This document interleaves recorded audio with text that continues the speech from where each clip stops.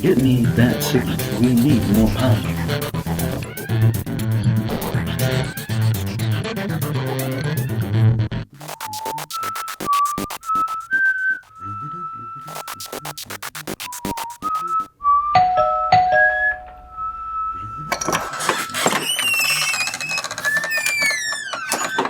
Good afternoon.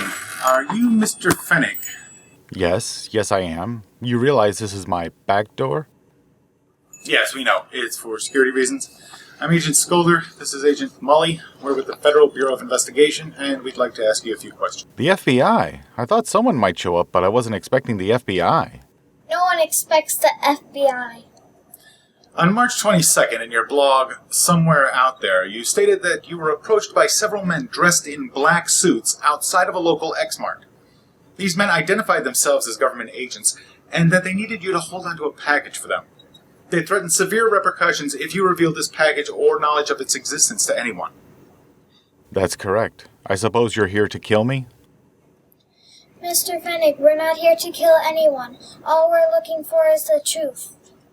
The truth? You want the truth? The truth is that I've been the victim of alien abduction many times over the course of my life. I've tried to live a normal life, but no matter where I go or what I do, somehow they always find me. To what purpose, I have no idea. The truth is that no one will listen to me and that no one cares. And the truth, Mr. Sculder, is that you can't stop them. But maybe, just maybe, we can help. Do you still have the package? Have you looked inside? I do, and yes, I looked inside 5 minutes after they left. Can you tell me what was inside? That's what doesn't make any sense to me. It's a board game, a simple board game. Have you played it? Oh yes, many times. It seems to be exactly what it says it is. Tell him, Sculder. Mr. Fennig, we believe that the government gave you this game because they knew that one day soon you would be abducted again. I believe that they're trying to get a message to the aliens abducting you, and that giving you this package is their way of passing that message on to them. We've investigated other chronic abductees across the nation, but we reached them too late. So what you're saying is... What I'm saying is that there's something going on, something important related to that package you were given. And we need to find out what it is before you're abducted again and they take it away from you. I think it's time for you to tell us everything you know about this game. Okay, come on in. Okay, here is X-Files the game. First thing I want to show you is this is the puzzle that you're trying to complete. And I just think it is so cool because it's that poster from Mulder's wall in his office. And it's got 9 pieces to it. And you're trying to solve enough cases in order to assemble this puzzle. You know, abstractly it's telling you that you've discovered all of the information. I love how this game looks graphically. It's awesome. It reminds me of the X-Files. I mean, everything looks graphically like it would in the show. Just look at the rule book. It looks like here's a little paperclip there. It looks like maybe a case file from the actual FBI files way back when the show was on.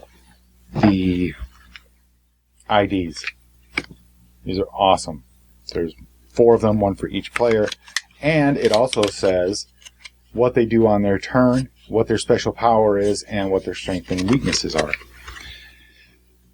How this game works is it is the agents against the Syndicate, and there is 1 player who plays the Syndicate, and everybody else plays an agent, and you can have up to 4 agents. We've got Skinner, Mulder, Scully, and Krychek. Yeah, remember him? The Syndicate player gets this nice screen, which describes how his turn goes on it, and he hides his evidence tokens behind it, because he can seal stuff. And the agents don't have to do that. They just have their nice little ID there. Just quickly, how the game works is you put X-Files out on the board equal to the number of players. How these X-File cards work is you have to gather enough evidence tokens, not evidence tokens, but progress tokens. So in this case, it would be 5 in order to solve this X-File. And once you do, you would get to draw 2 evidence tokens out of the bag. And here is the bag. And it's full of these evidence tokens. So you pull out 2 of these. You can trade, some of them say 2 points. So you can trade 3 points of these in for 1 puzzle piece. So as you're slowly putting the puzzle together. It's also, it doesn't have to be just represented by that puzzle. There's also a track here where you keep track of how many you've traded in. So for every 3, you get to move once along that track. If the agents make it to here, then they win. However, the Syndicate is also trying to conceal evidence. So while you, on your turn, what you're doing is you're playing these agent cards. First off, you get to move. Secondly, you either get to draw 3 influence tokens or play a card. And most of these cards, what they do is they allow you to investigate. So investigate 3 plus 1 for every other card you discard. You'll have 5 cards in your hand. So investigate 3, that means you would take 3 progress tokens and put them on that X file. Well, it takes 6 to complete it. Once there are 6 on there, you get to close this X file. So you close it by flipping it over. And then you would get to draw those 2 tokens from the bag. And that would be how you get your evidence points. For the Syndicate, what they're doing on their turn is they get to conceal evidence. So for every X file still open, all the players get to go, and then the Syndicate player goes. For every X file still open on the board, in this case there's 3, the Syndicate player gets to draw 3 evidence tokens, or 1 evidence token for each X file that's open. So they're collecting evidence as well, and he is moving along this track. If he gets 25, then the Syndicate player wins. But what he's also doing is each turn that he gets to draw evidence tokens out, he gets to throw in one of these decoys, this cigarette token. So he throws that in the bag, making it harder for the players to pull out the proper evidence. Yeah, I realize it makes it harder for him too, but still seems to work out. So he is doing that, and he also has a set of cards, and they're all connected to these different X-Files. They're called Syndicate Cards, and they do bad things. He can spend his influence, because he collects influence based on the number of players each turn. So if there's 4 players, he gets 4 influence every turn. He can spend those to flip up a Syndicate card if a player is investigating in a certain area. So if Skinner was investigating here, and he played a card here, I could flip up this Syndicate card and play it. When revealed, this card has no effect. Well, it was a decoy, right? But I could also play this Men in Black. When revealed, any ongoing political investigation is canceled. So if he had played a political card, one that has a little pin on it, then that card would have been canceled, and he wouldn't have got to investigate, progress the investigation at all. This continues going around and around until somebody gets the proper amount of tokens, and then that player wins the game. It's either the agents win or the Syndicate wins. And that's all there is to it. That's how you play X-Files, the board game. This is a fairly light game. I like it, but I don't love it, and I'll tell you why.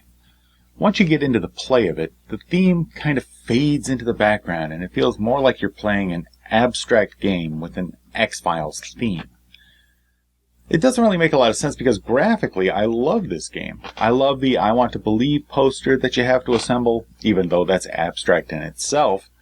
The standees with the cool artwork on them, the rules in the style of FBI case files, the Syndicate player screen that shows documents with blacked out text on them, the player ID cards that are high enough quality that you could use them as part of a Halloween costume if you have a handy badge holder. And yes, even the board design. It isn't pretty. In fact, it's a bit plain, but if you look at it thematically, it fits right in with the 1990s FBI case files working theme. There's even a coffee cup and some sunflower seeds on the board. It's brilliant, if a bit plain and ugly. The artwork in the game and on the card themselves is excellent. IDW is in fact a comic book publishing company, and their board game division is fairly new. They publish an excellent series of X-Files comics, including a monthly series called X-Files Season 10, which is superb and I highly recommend it. But I digress. I wasn't impressed with the quality of the cards themselves. The cool thing is that each of them features different quotes from the show. The bad thing is that they're a bit thin and slippery. They're easy to shuffle, but hard to keep together, and they slide all over the place. The tokens could have used a bump up in quality as well. They function fine, but I don't like them. Frankly, colored wooden cubes would have been better, and maybe some actual cool pawns for the scoring tracks. You know how you tell the difference between a regular Syndicate token and the scoring track Syndicate token? The cigarette on the scoring track token has a circle around it. Whee! The rules have a few glaring errors in them. Just FYI, the tokens with the magnifying glass on them are the investigation tokens, and the numbers on these tokens represent the number of points each token is worth. Maybe that's all apparent to everyone else, but I had to figure it out for myself because the rules led me astray. Luckily, the game is easy to learn. It plays well and fairly quickly once you know the rules. It's a good design, and it's got more strategy than you'd expect, but it might be just a tad too light for my own tastes. It felt a little repetitious for the Syndicate player after a while, because your options become limited. You get to place new cards in locations that you were able to reveal during the player's turns, or swap out cards if you wish, but other than that, you kind of just sit there waiting to react to the player's moves. It would have been nice if you had one physical agent that the Syndicate player could move to an X-file, causing it to disrupt somehow. Or possibly the ability to call in an alien strike to completely remove a case if you save up enough influence tokens. Here's a hint for the Syndicate player. Keep your ally cards hidden until you need one to stop one of the agent's ally cards. I played half of a game before without being able to add a cigarette token into the bag because of the Deep Throat ally card. So you'll need to be able to counter that. Also, empty your hand as much as you can so that you can go through more of the Syndicate deck.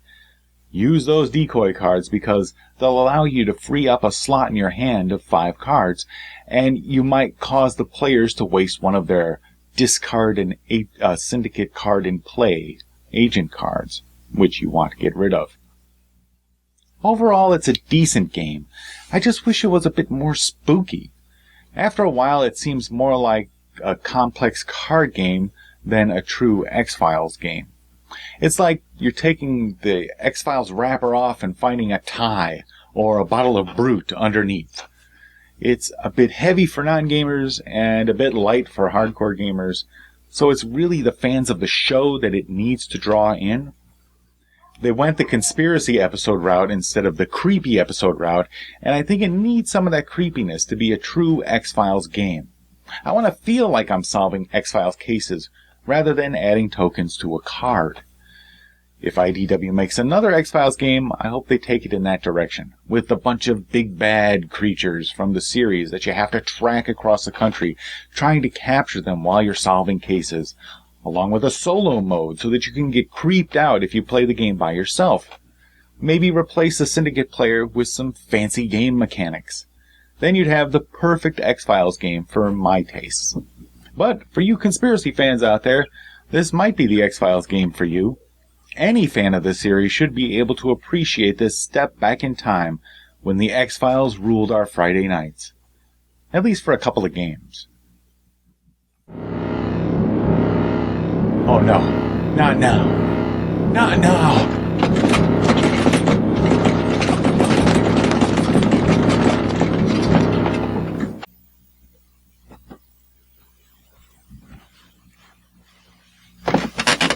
I like to look directly into this. Thank you for joining us in this review of a simple board game called X-Files, the board game from IDW Games. If you enjoyed this review, please subscribe to the Voice of E channel on YouTube, or visit the Voice of E website, as there's lots more to do there. Thanks again, and until next time, we're watching.